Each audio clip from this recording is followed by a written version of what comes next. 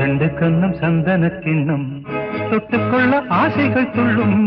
ரெண்டு கண்ணம் சந்தன கிண்ணம் தொட்டுக்கொள்ள ஆசைகள் துள்ளும். பூவை கையில் பூவை அள்ளி கொடுத்த பின்னும் தொட்டு தந்த கையில் மனம் வீசுது இன்னும்.